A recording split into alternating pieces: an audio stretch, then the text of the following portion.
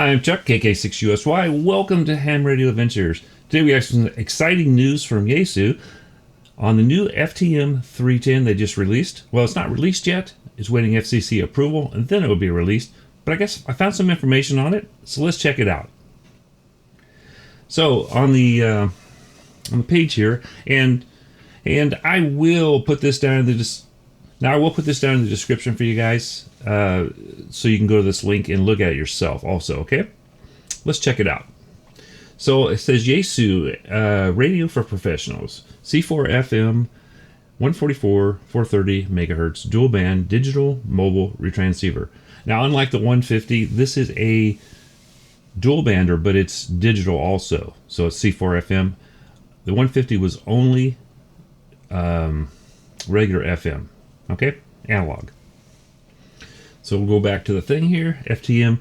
You have the FTM 310D is the model. The ASP is the upgraded model, and then you have the regular D. If you buy the regular D and you want to add the ASP later, you can do that with a module.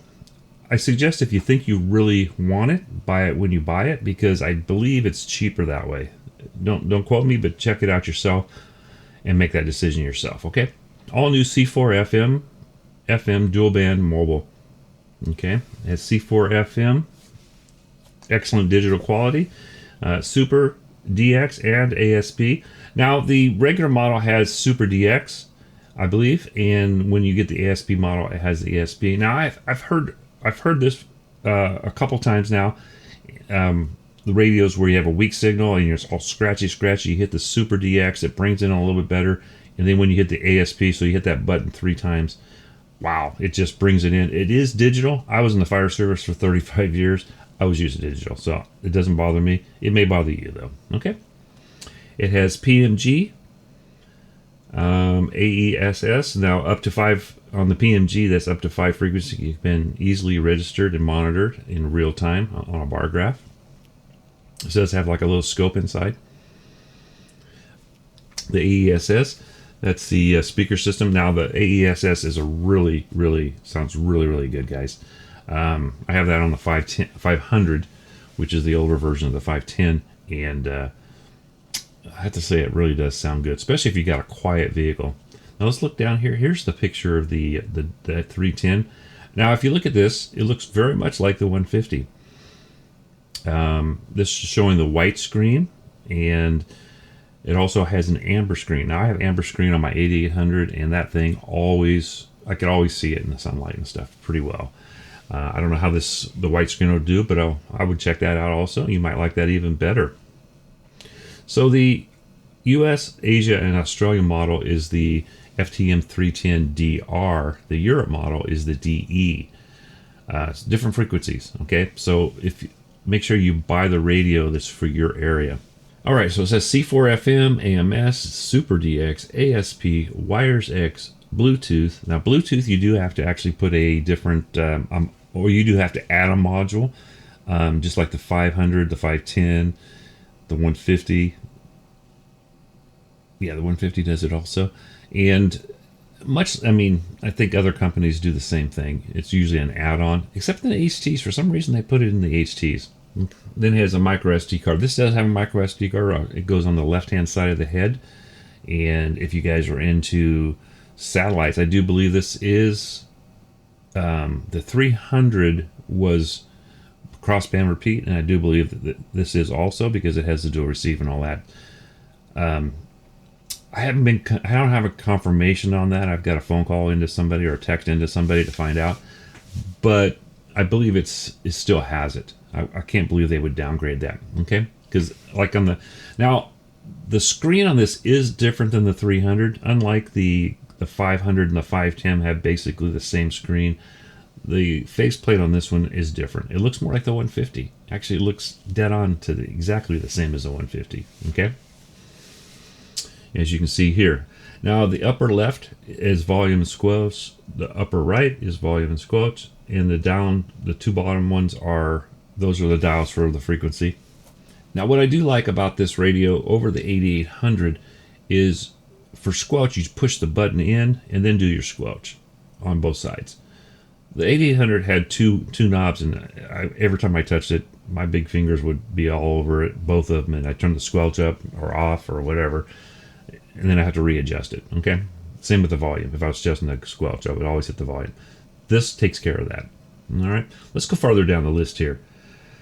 All right, engineered for clarity. Previous unheard voices can now be heard, both digital and analog modes. So their ASP works for both, and if you don't mind the digital.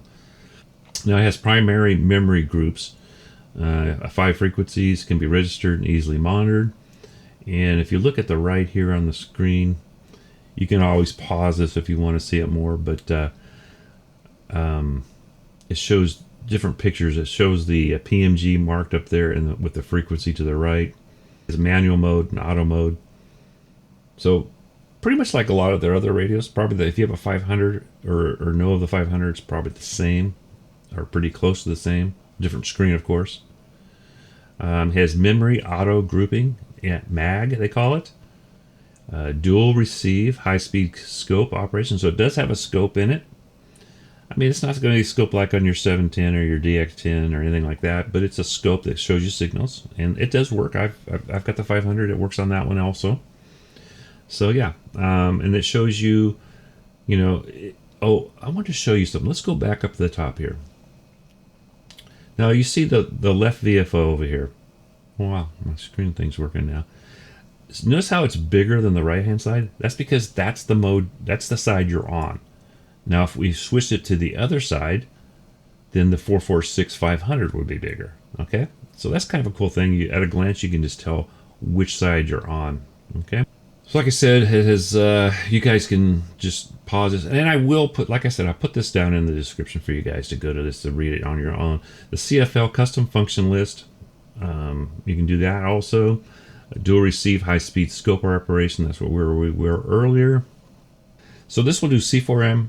It'll do digital and it'll do analog, so it does both, unlike the 150, which does only analog. Okay, so that's your difference. And okay, the price right now of the 150 is $350. The 510 is $600. So I would think this thing is probably in the $450 range, give or take $50. Let's just say $400 to $500 probably is what this radio is going to cost. I'm speculating there, but that's kind of in the middle of the other two radios, and that's where this radio falls, is in the middle of the other two radios. Okay. It has C4FM, unparalleled expanded communications, digital audio. It's a digital group ID, so you can group monitor. You guys can read all that, what it does. Has the AESS. The AESS, man, if you guys have a fairly quiet cab in your truck when you're driving, or a car or whatever, it's really, really good. My old 4Runner, it may not be that great because I have a hard time hearing anything in that. At least back in the days when I was running my CB in there. The front speaker is 3 watts. I believe the inside speaker is 6 watts, or it's 3 and 3, so it's 6 total. I don't know. Something in there. That'll be the specs later when they put all the specs out. It may be in the specs below when I show that to you.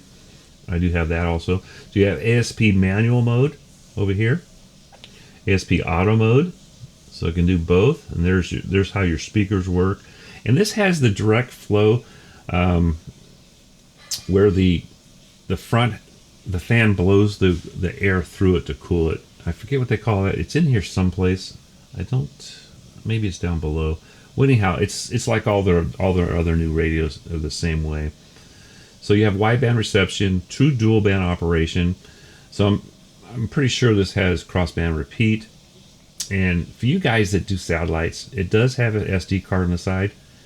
And that way, if you do videos or you just want to record those for later, so you can put them in your logger or something like that, you can do that.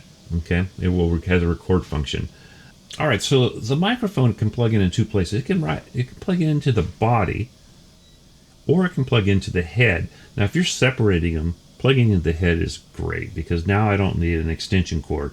Because if I put my body of my radio back under the seat in the back of my 4-door, and that's the only place the microphone plugs in, well, guess what? Now I need an extension cord, right? You don't have to worry about that. It has one in each.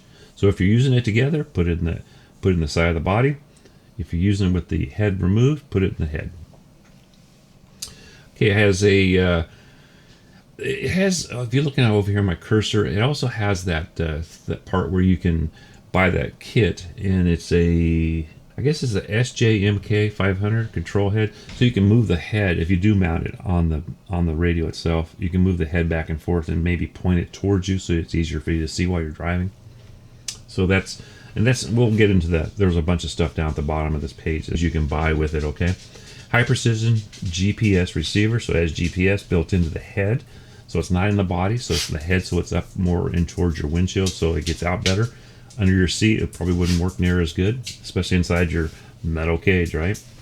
1200 to 9600 BPS APRS data communication.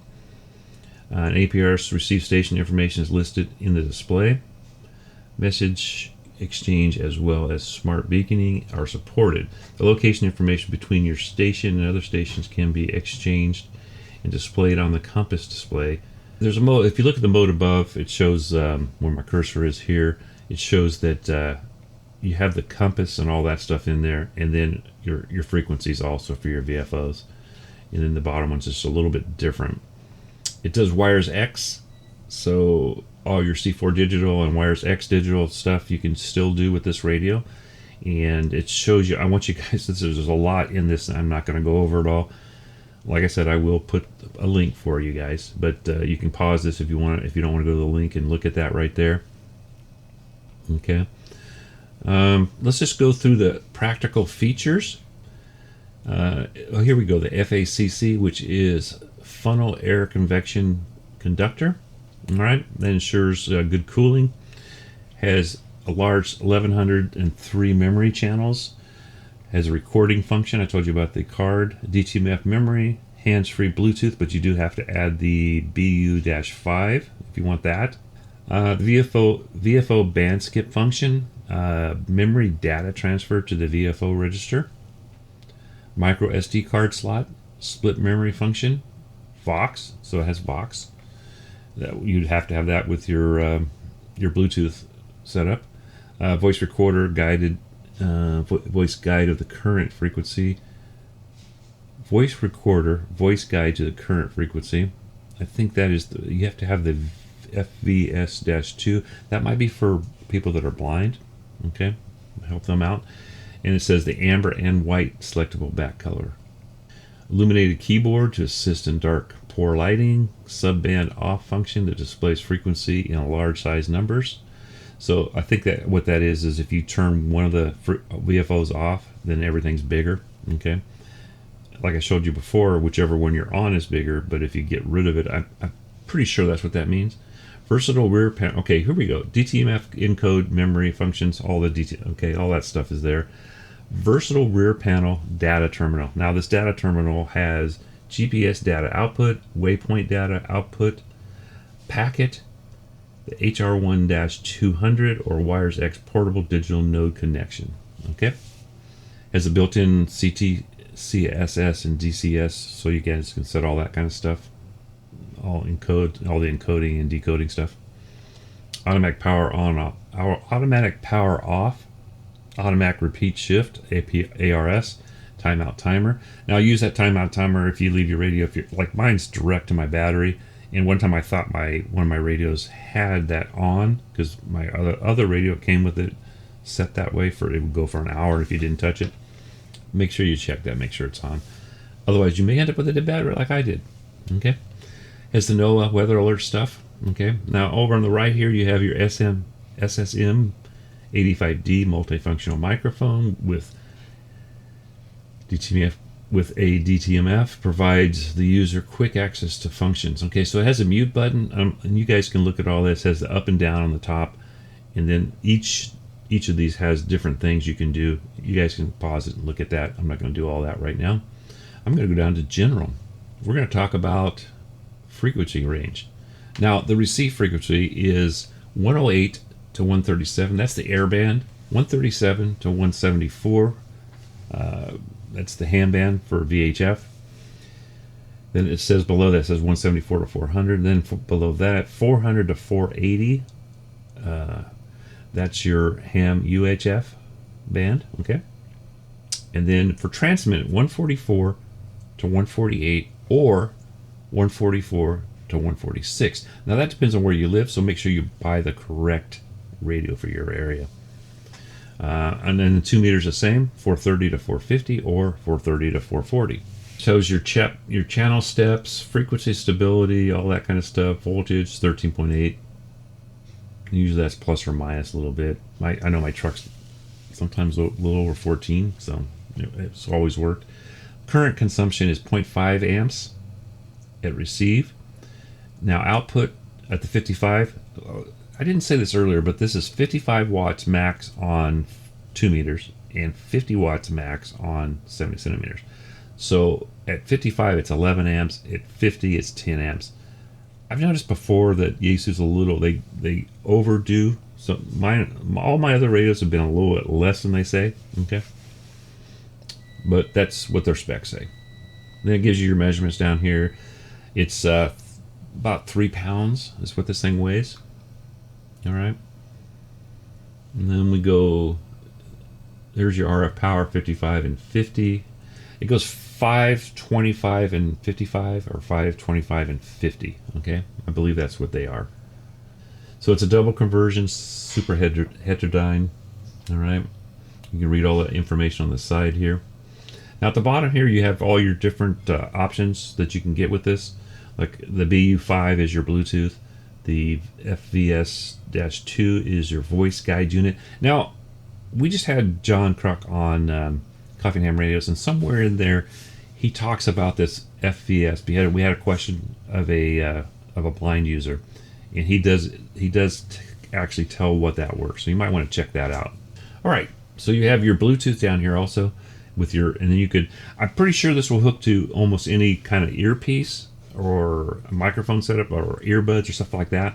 Any kind of audio. It's only good for audio. Okay, it's not the high end Bluetooth, and nobody actually puts that in the radio in any of the radios. But it's good enough for audio. Okay, so hopefully this has been a good information for you guys, and if you're looking for this radio, you might look into it farther on the site when I'll give that to you down, like I said a couple times here in the description. If you guys enjoyed the video, please hit the like, and if you're new here, hit the subscribe button, hit the bell, hit all. That way you get all my future videos. I do a lot of videos on all kinds of antenna builds and stuff like that. If you're interested, make sure you hit that subscribe button. I'm Chuck, KK6USY, 73 all, and hope to get you guys on the airways.